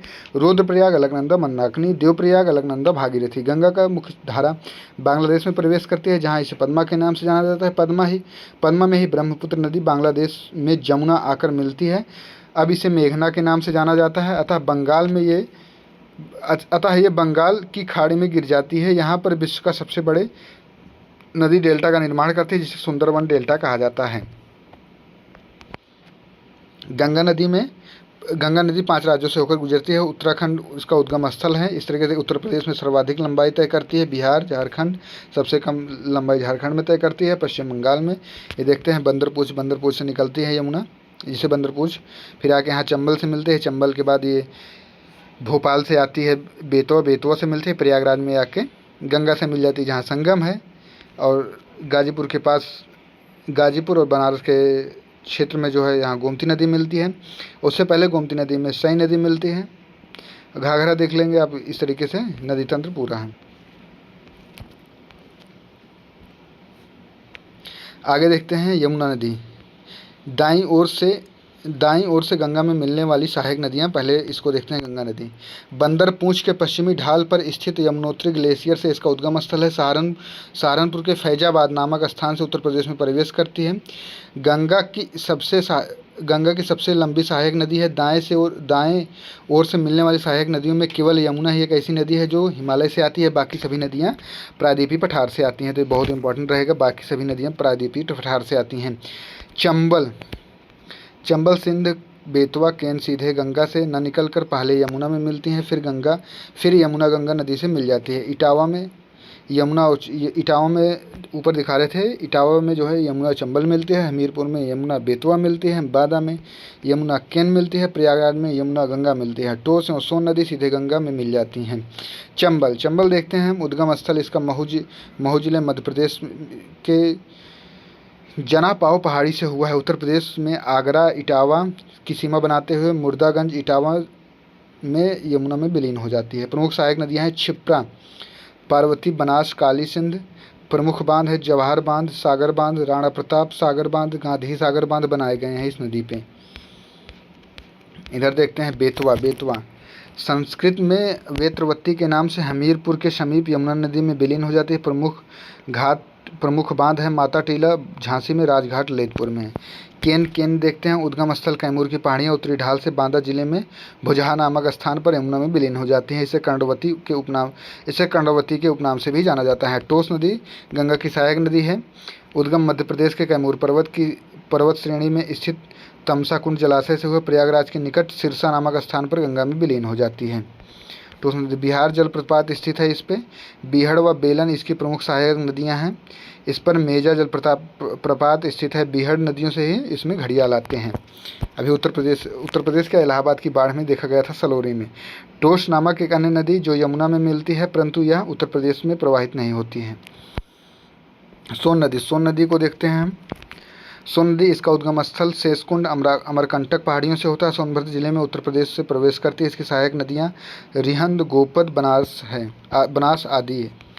बाईं ओर से गंगा में मिलने वाली नदियाँ रामगंगा उत्तराखंड से दूधा टोली श्रेणी से उद्गम एवं कालागढ़ बिजनौर से उत्तर प्रदेश में प्रवेश करती है। कन्नौज इतरनगरी में गंगा से मिल जाती है। कार्बेट नेशनल पार्क से होकर गुजरती है। गोमती नदी जानते हैं उत्तर प्रदेश के पीलीभीत जिले से निकलती है। फुलहर झील से निकलती है। गाजीपुर के कैथी नामक स्थान पे गंगा में मिल जाती है। आप लोग कहीं बता रहे थे कि कभी किसी बुक में गोमती नदी गंगा में मिलती है, किसी बुक में दिया गया है बनारस, लेकिन कहीं कहीं गाजीपुर दिया गया है। तो जो सही होगा, ज़्यादातर माने जो है गाजीपुर है, तो गाजीपुर लगाएंगे आप लोग। पर्यावरण प्रदूषण के कारण गोमती नदी को जैविक आपदा घोषित किया गया है। सहायक नदी है गोमती नदी की सहायक नदी सई नदी है, जो प्रतापगढ़ से जो उसका जो मुख्य क्षेत्र है प्रतापगढ़ है। शायद ये जाके जौनपुर में मिल जाती हैं। घाघरा देखते हैं। घाघरा तिब्बत पठार के मापचा चुंगो हिमनद से इसका उद्गम होता है।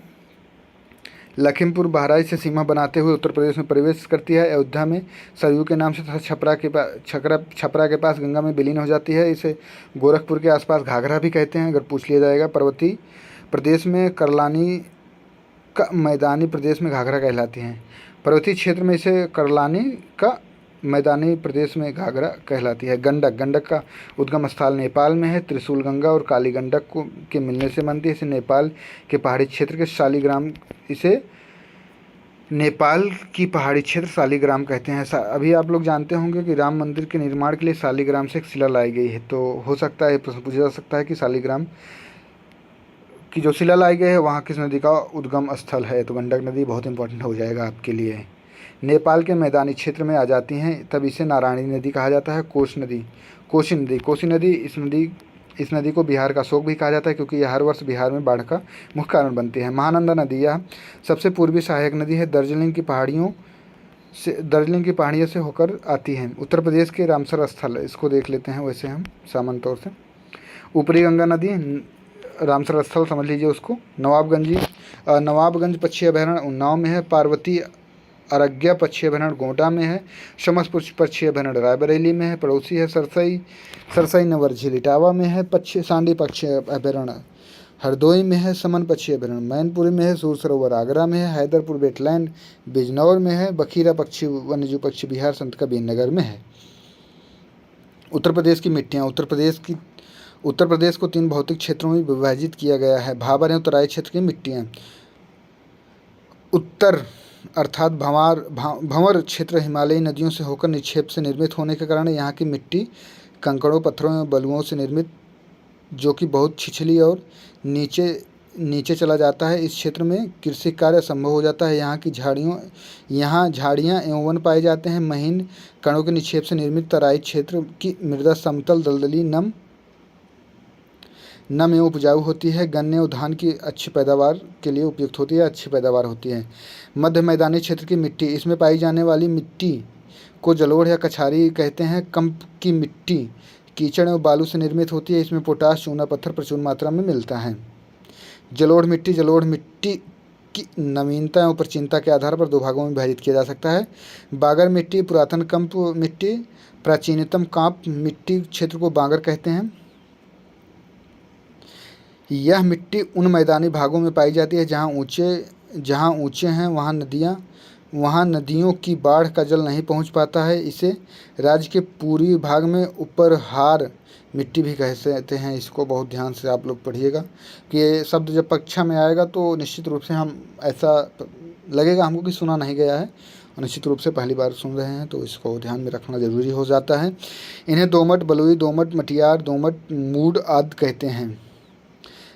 खादर या कछारी या नूतन कांप मिट्टी। नवीन कांप मिट्टी वाले क्षेत्र को खादर कहते हैं। यह मिट्टी नदियों के बाढ़ के मैदान में पाई जाती है। प्रदेश के विशाल मैदान में जलोढ़ एवं कांप मिट्टी का विस्तार मिलता है। बागर की अपेक्षा अधिक जल शक्ति धारण करने की क्षमता वाली होती है। दक्षिण के पठार की मिट्टियाँ बुंदेलखंडी मिट्टियाँ कहते हैं। इस मिट्टी में मोटे अनाज उगाए जाते हैं। आप लोग जानते हैं मोटे अनाज को उगाने के लिए श्री अन्न योजना की शुरुआत की गई है। आप लोग इसको डिटेल में पढ़ेंगे। यूपीएससी और यूपीपीसीएस के लिए बहुत इंपॉर्टेंट रहेगा। मिलेट योजना का अनुसंधान केंद्र जो है कर्नाटका के हैदराबाद में स्थित है। हैदराबाद, ये क्लियर कर लीजिएगा आप लोग। लाल मिट्टी देखते हैं। यह मृदा दक्षिणी प्रयागराज, झांसी, मिर्जापुर, सोनभद्र, चंद्रौली जिलों में पाई जाती है। लाल मिट्टी में नत्रजन, जीवांश, फास्फोरस, चूने की मात्रा में की कमी होती है। यहाँ गेहूँ, दालें उगाई जाती हैं। भाड़ या माट मृदा। काली मिट्टी रेगुर, चिकनी प्रदेश के पश्चिमी सीमा के जिले में पाई जाती है। खेती के लिए उपयुक्त नहीं है। परवा मिट्टी हमीरपुर, जालौन, यमुना नदी के ऊपरी जिलों में पाई जाती है। हल्के रंग की बलुई दोमट मिट्टी होती है। राकर मिट्टी, यह लाल भूरे रंग की दानेदार मिट्टी है। पर्वतीय एवं पठारी ढालों में पाई जाती है। भेंटा मिट्टी विंध्य पर्वतीय क्षेत्रों में पाई जाती है। मृदा अपरदन जल एवं बहाव, वायु वेग एवं हिम पिघलने से एक स्थान की मिट्टी दूसरे स्थान पर चले जाने को मृदा अपरदन कहते हैं। इसे रेंगती हुई मृत्यु भी कहते हैं। मृदा अपरदन के मुख्यतः 2 प्रकार होते हैं, जलीय अपरदन, वायु अपरदन। जलीय अपरदन, यह अपरदन मुख्यतः पूर्वी और दक्षिणी क्षेत्रों में होता है। जलीय अपरदन से सर्वाधिक प्रभावित क्षेत्र हिमालय का तराई क्षेत्र है। मृदा के जलीय अपरदन से लगभग संपूर्ण प्रदेश प्रभावित है, जबकि वायु अपरदन से कुछ ही क्षेत्र प्रभावित हैं। इटावा आप लोग जानते हैं सर्वाधिक प्रभावित है वायु अपरदन से। जलीय अपरदन के मुख्यतः 2 रूप होते हैं, आगे देखते हैं। परत अपरदन और अवनलिका अपरदन। परत अपरदन यह समतल खेतों में बहुत ही सूक्ष्म तरीके से होता है, जिसे किसान समझ नहीं पाता। खेत की उर्वरता कम हो जाती है, इसीलिए इसे किसान की मौत की संज्ञा दी गई है। किसान की मौत किसे कहा जाता है? तो परत अपरदन को। अवनलिका अपरदन देखते हैं, चंबल नदी क्षेत्र में सर्वाधिक होता है, जिससे उत्तर प्रदेश का इटावा जिला विशेष रूप से प्रभावित है। इसके कारण ही आगरा, इटावा, जालौन जिले में बीहड़ पाए जाते हैं। वायु अपरदन से सर्वाधिक प्रभावित जिला मथुरा है। सॉरी, उसके लिए गलती हो गई, पीछे बोल दिए थे इटावा। सर्वाधिक प्रभावित जिला मथुरा है, आगरा है। यह मुख्यतः अपरदन प्रदेश के पश्चिमी क्षेत्र में होता है। नोट, मृदा अपरदन को वृक्षारोपण के माध्यम से रोका जा सकता है। यूपीएससी को छोड़ दो, पीसीएस में लगभग 4 से 5 बार प्रश्न पूछा गया है, और कहें तो बार प्रश्न पूछा गया है। प्रदेश की पहली बस सेवा 15 मई 1947 को लखनऊ से बाराबंकी के बीच शुरू की गई थी। लखनऊ प्लान सड़कों के विकास से संबंधित है। लखनऊ प्लान किससे संबंधित है? लखनऊ के सड़कों से संबंधित है। अभी हाल ही में चर्चा में है कि स्पीकिंग रोड कहाँ पे निर्माण की जा रही है, तो लखनऊ में स्पीकिंग रोड का निर्माण किया जा रहा है। करंट अफेयर का क्वेश्चन होता है। उत्तर प्रदेश राज्य सड़क परिवहन निगम 1 जून 1972 मुख्यालय लखनऊ में है। केंद्रीय कार्यालय प्रशिक्षण संस्थान कानपुर में है। निगम द्वारा संचालित बसें जनरल सेवा जो है लोहिया ग्रामीण बस सेवा फरवरी 2015 में, इसका किराया सामान्य बसों से 25% अधिक रखा गया है। महानगरीय बस सेवा 6 जुलाई 1992 को शुरू की गई। उत्तर दक्षिण पूर्व पश्चिम गलियारे को 6 लेन की सड़कों द्वारा झांसी में काटती हैं। सिलचर से चलने वाली 6 लेन की सड़कें प्रदेश से पूर्व आने के बाद लखनऊ के NH 28 का अनुसरण करती है। लखनऊ के बाद झांसी तक NH 25 का अनुसरण करते हैं। कोलकाता से चलने वाली 4 लेन की स्वर्णिम चतुर्भुज सड़क वाराणसी में प्रवेश करने से लेकर कानपुर होते हुए दिल्ली के NH 2 GT का अनुसरण करती हैं। आप लोग ये बताएंगे ये वाला पेज अच्छा रहता है कि वो वाला पेज? तो हम ऐसे करेंगे, ये रोड देख लेंगे हम लोग।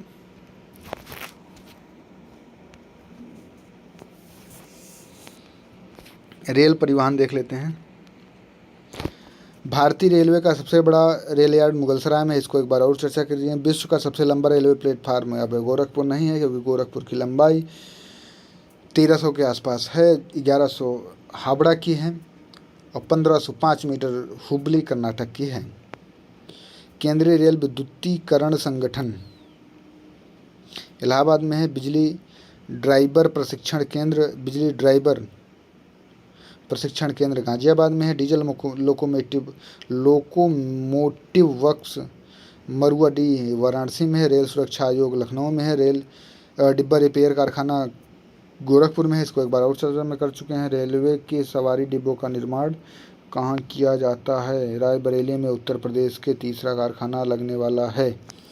रेलवे संग्रहालय वाराणसी में स्थित है। रेल मार्गों की सर्वाधिक लंबाई उत्तर प्रदेश में है। वायु परिवहन Indira Gandhi national avian academy Fursatganj Raebareli में है। नागरिक उड्डयन प्रशिक्षण केंद्र बमरौली प्रयागराज में है। आर्मी एविएशन सेंटर झांसी में है। National parachute training college Agra में है। भारतीय वायुसेना एयरपोर्ट बख्शी तालाब लखनऊ में है। भारतीय सेना एयरपोर्ट झांसी एयरपोर्ट।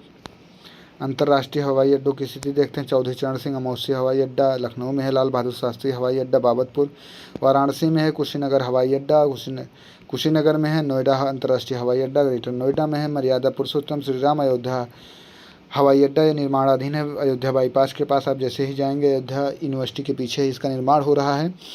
उत्तर प्रदेश 5 अंतर्राष्ट्रीय एयरपोर्ट वाला पहला राज्य होगा अभी, मतलब आने वाले दिनों में। आगे देखते हैं उत्तर प्रदेश के प्रमुख एक्सप्रेसवे। यमुना या ताज एक्सप्रेसवे ग्रेटर नोएडा से आगरा, जिसकी लंबाई 165.33 किलोमीटर है, 100 मीटर चौड़ा 6 लेन सड़क का निर्माण अप्रैल 2001 में किया गया है। एक्सप्रेसवे गौतम बुद्ध नगर, अलीगढ़, मथुरा, आगरा ज़िले से होकर गुजरता है। ये बहुत ज़्यादा पूछा जाता है कि किस ज़िले से होकर नहीं गुजरता है या किस ज़िले से होकर गुजरता है। आगरा लखनऊ एक्सप्रेसवे देश के सबसे लंबे एक्सप्रेसवे 302 किलोमीटर 6 लेन में प्रवेश नियंत्रित आगरा लखनऊ ग्रीनफील्ड एक्सप्रेसवे को नवंबर 2016 में चालू किया गया था। मायावती सरकार के माध्यम से शायद बनवाया गया था। इसमें काफ़ी राजनीति हुई थी। इस एक्सप्रेसवे पर आपात लैंडिंग के लिए 3.3 किलोमीटर की हवाई पट्टी बनाई गई है। यह 10 जिलों से होकर गुजरता है। आगरा फिरोजाबाद, मैनपुरी इटावा, औरैया कन्नौज, कानपुर उन्नाव, हरदोई लखनऊ से होकर गुजरता है। Upper Ganga canal expressway greater Noida से हरिद्वार होते हुए देहरादून तक उत्तर प्रदेश में इसकी लंबाई 216 किलोमीटर है। आगे देखते हैं हम गंगा एक्सप्रेसवे, जिसकी लंबाई 594 किलोमीटर है। पश्चिमी उत्तर प्रदेश से पूर्वी उत्तर प्रदेश को जोड़ेगा। शाहजहांपुर जिले में 3.5 किलोमीटर की एक हवाई पट्टी का निर्माण किया गया। 12 जनपदों से होकर गुजरेगा। मेरठ, बुलंदशहर, हापुड़, अमरोहा, शाम्भल, बदायूं, शाहजहांपुर, हरदोई, उन्नाव, रायबरेली, प्रतापगढ़, प्रयागराज। पूर्वांचल एक्सप्रेसवे की कुल लंबाई 341 किलोमीटर है। ये शुरू होगा लखनऊ के चंदासराय से। लखनऊ सुल्तानपुर लखनऊ राजमार्ग खत्म हो गया गाजीपुर के हल्दिया गांव में। इन जिलों को जोड़ेगा लखनऊ, बाराबंकी, अमेठी, अयोध्या, अम्बेडकर नगर, आजमगढ़, मऊ, गाजीपुर को। बुंदेलखंड एक्सप्रेस है, इसकी कुल लंबाई 296 किलोमीटर है, 7 जिलों से होकर गुजरेगा। Chitrakoot, Banda, Mahoba, Hamirpur, Jalaun, Auraiya, Etawah industrial training institute of medical institute स्थापित किए जाएंगे इस रोड पे। और ग्रीन कॉरिडोर बनाए भी जाएंगे जिसमें इसको आप करंट में पढ़ सकते हैं। गोरखपुर लिंक एक्सप्रेसवे कुल लंबाई 91.352 किलोमीटर रहेगी। इसको बनाने में गोरखपुर समेत अम्बेडकर नगर, संत कबीर नगर और आजमगढ़ लाभान्वित होंगे। कृषि, वाणिज्यिक, पर्यटन एवं उद्योग मंत्रालय को एवं उद्योगों को बढ़ावा मिलेगा। देखते हैं अगला, कृषि एवं पशुपालन में उत्तर प्रदेश की क्या स्थिति है। प्रदेश की अर्थव्यवस्था का मूल आधार कृषि है। 2011 की जनगणना के अनुसार प्रदेश की कुल कार्यशील जनसंख्या का 59.3% लोग कृषि कार्य से संबंधित है। ये उत्तर प्रदेश लोक सेवा आयोग का फेवरेट पेट क्वेश्चन है, ये पूछा जाएगा। इसमें से 29% कृषक और 30% कृषि श्रमिक हैं। आगे देखते हैं, उत्तर प्रदेश में पशुपालन की दृष्टि से भी भारत के संपन्न राज्यों में से एक है। देश के कुल खाद्यान्न के उत्पादन में कृषि क्षेत्र का योगदान लगभग 18% है। प्रदेश की सकल घरेलू उत्पाद जीडीपी में कुल कृषि क्षेत्र का योगदान लगभग 26% है। इसमें वानिकी एवं मत्स्य को भी शामिल किया गया है। जब कृषि के साथ साथ पशुपालन भी किया जाता है तो उसे मिश्रित कृषि कहते हैं। नव कृषि जलवायु क्षेत्र, ये बहुत इंपॉर्टेंट रहेगा। बस इतना भी याद रखोगे कि कृषि तभी आपके लिए काम हो जाएगा। भाबर तराई क्षेत्र देखते हैं हम इसको आराम से। भाबर एवं तराई क्षेत्र सहारनपुर, मुजफ्फरनगर, बिजनौर, मुरादाबाद, हिमालय एवं तलहटी क्षेत्र शामिल हैं। दक्षिणी पश्चिमी शुष्क मैदान आगरा मंडल एवं आसपास के क्षेत्र।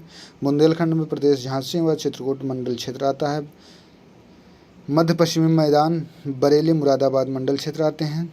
पूर्वी मैदान वाराणसी, फैजाबाद, आजमगढ़ मंडल, प्रयागराज मंडल के कुछ क्षेत्र आते हैं। बिंद क्षेत्र में मिर्जापुर, सोनभद्र, दक्षिणी प्रयागराज के कुछ क्षेत्र। पश्चिमी मैदान मेरठ रेल मंडल एवं आसपास के क्षेत्र आते हैं। मध्य मैदान कानपुर, फतेहपुर, लखनऊ मंडल के क्षेत्र हैं। उत्तर पूर्वी मैदान गोरखपुर मंडल सहित गोंडा तक का क्षेत्र आता है। कुल खाद्यान्न उत्तर प्रदेश फसलों के उत्पादन में अग्रणी राज्य देखते हैं। कुल खाद्यान्न में उत्तर प्रदेश है। गेहूं में उत्तर प्रदेश है। चावल उत्पादन में पश्चिम बंगाल है। मक्का उत्पादन में आंध्र प्रदेश है। दलहन में मध्य प्रदेश है। सूरजमुखी में कर्नाटक है। गन्ना में उत्तर प्रदेश है। जूट में पश्चिम बंगाल है। पशु और उनकी नस्लें देखते हैं। गाय देखते हैं, साहिवाल, जर्सी, कांकरेज। भैंस मुर्रा, भदावरी, सुरती, जफराबादी। बकरी जो है गद्दी, पश्मीना, महसाना। भेड़ जो है भदरवाह, गिरेज, मोरियाने। सुअर की जो प्रजातियां हैं हेम्पशायर, लॉन्ड्रेस, यॉर्कशायर, सब अंग्रेजी प्रजातियां हैं इसकी। क्या घोड़ा काठियावाड़ी, मारवाड़ी, अरबी। मुर्गा जो है लेहनबर्ग, मिनोर का कार्निस। ये जो मुर्गी और सुअर की प्रजातियां हैं सब विदेशी लग रही हैं इससे अंग्रेजी नाम में। फसल देखते हैं, फसल बहुत इंपॉर्टेंट रहेगी, एक प्रश्न पूछा जाएगा। बुआई देखते हैं, रबी फसल की बुआई अक्टूबर और दिसंबर मध्य ऋतु में की जाती है। कटाई अप्रैल और जून के आसपास की जाती है। प्रमुख फसलें होती हैं गेहूं, जौ, मटर, सरसों, चना। इन फसलों को कम जल एवं औसत ताप की आवश्यकता होती है। खरीफ में देखते हैं, बुआई जून जुलाई में होती है। कटाई सितंबर अक्टूबर में होती है। प्रमुख फसलें चावल, मक्का, ज्वार, बाजरा, तिल, राई, मूंग, कपास, जूट, गन्ना, तंबाकू, सोयाबीन, अरहर आदि हैं। यह मुख्यतः मानसून पर निर्भर करती है। जायद बुआई फरवरी मार्च में, रबी एवं खरीफ के मध्य बोई जाने वाली फसलें हैं। कटाई अगस्त और सितंबर में होती है। तरबूजा, खरबूज एवं खीरे, सब्जियां आदि चारों की फसलें इसके अंतर्गत आती हैं। इन फसलों को अधिक ताप की आवश्यकता होती है। प्रमुख फसलों का विवरण। गेहूं की उत्पादकता गंगा घाघरा दोआब में सर्वाधिक होती है। उत्पादकता क्षेत्र संपूर्ण उत्तर प्रदेश के पर्वतीय और पठारी क्षेत्रों को छोड़कर प्रमुख जिले मेरठ, अलीगढ़, मुजफ्फरनगर, सहारनपुर, बुलंदशहर आदि हैं। कपास देखते हैं, गंगा, यमुना, दोआब, रुहेलखंड और बुंदेलखंड क्षेत्रों में सिंचाई के सहारे कपास की खेती की जाती है। आगरा, मथुरा, अलीगढ़, हाथरस में सघन कपास विकास कार्यक्रम चलाया जा रहा है। चावल देखते हैं, उष्णकटिबंधीय फसल। उत्पादक क्षेत्र मुख्यतः उत्तर प्रदेश के तराई क्षेत्रों में है। प्रमुख फसलें हैं महाराजगंज, सिद्धार्थनगर, बलिया, वाराणसी, प्रयागराज आदि क्षेत्र हैं। सिद्धार्थनगर सुगंधित काला चावल, काला नमक या काला चावल के नाम से फेमस है, जो सिद्धार्थनगर में पाया जाता है। सरसों देखते हैं, सभी भागों में सरसों की खेती की जाती है, लेकिन मध्य प्रदेश में मध्य एवं पश्चिमी उत्तर प्रदेश में विशेष तौर पर की जाती है। प्रमुख जिले गोंडा, बहराइच, मिर्जापुर, सोनभद्र, कानपुर, सीतापुर, अयोध्या, मथुरा है। पुष्पोत्पादन में प्रदेश के वाराणसी, कन्नौज, मिर्जापुर, जौनपुर, प्रयागराज, लखनऊ आदि जिलों में पुष्प की खेती की जाती है। पुष्प प्रदर्शनी आज़ाद पार्क में कई बार लगाई गई है, इलाहाबाद में। भारत में स्थापित 9 आदर्श पुष्पोत्पादन केंद्रों में एक लखनऊ में है। कन्नौज में पुष्पों से इत्र बनाया जाता है। कन्नौज को इत्र नगरी भी कहा जाता है। फलोत्पादन में देखते हैं, मध्यवर्ती एवं पश्चिमी जिलों में आम की खेती की जाती है। लखनऊ में मलिहाबादी आम, दशहरी, बाम्बो ग्रीन, सहारनपुर में सफ़ेदा चौसा, मेरठ बागपत का रटौल आम को जीआई टैग मिला है। जो इसकी मूल प्रजाति है वो पाकिस्तान की है, लेकिन इस पर काफ़ी चर्चा हुई थी। पाकिस्तान वाले बोल रहे थे कि इसको जीआई टैग दिया जा रहा है। रामखेड़ा चौसा आम प्रसिद्ध है। प्रदेश में उत्पादित आम को देश के विभिन्न शहरों में नवाब ब्रांड के नाम से प्रचारित किया जाता है। आगे देखते हैं, अमरूद मुख्यतः प्रयागराज, कौशाम्बी, बदायूं, कानपुर, बरेली, अयोध्या। सफ़ेदा हफजी लखनऊ, करेला प्रयागराज, सफ़ेदा धौलका लखनऊ आदि प्रमुख किस्में हैं। इलाहाबादी सफ़ेदा लखनऊ 49, सरदार ललित सुरखा निर्यात की प्रजाति है। ललित सुरखा बहुत इंपॉर्टेंट रहेगा, पूछा गया है प्रश्न ये। पशुपालन में देखते हैं, पशुगणना 2019 के अनुसार पशुओं की संख्या 68.0 मिलियन थी। देश में उत्तर प्रदेश में प्रथम स्थान है पशुपालन में। राज्य के कुल पशुधन में लगभग 1.19 मिलियन गोवंशु पशु थे। पश्चिम बंगाल के बाद देश में प्रदेश का दूसरा स्थान है। वहीं माहीवंशी पशुओं की कुल जनसंख्या 33 मिलियन, प्रदेश में प्रथम स्थान है। गोरखपुर, मुजफ्फरनगर, लखनऊ में पशु चिकित्सक पॉलीक्लिनिक की स्थापना की गई है। पशु टीके का उत्पादन पशु जैविक औषधि संस्थान लखनऊ द्वारा किया जाता है। आप लोग बताएंगे पशु अनुसंधान केंद्र कहाँ स्थित है, उत्तर प्रदेश के किस जिले में। कृषि निर्यात नीति,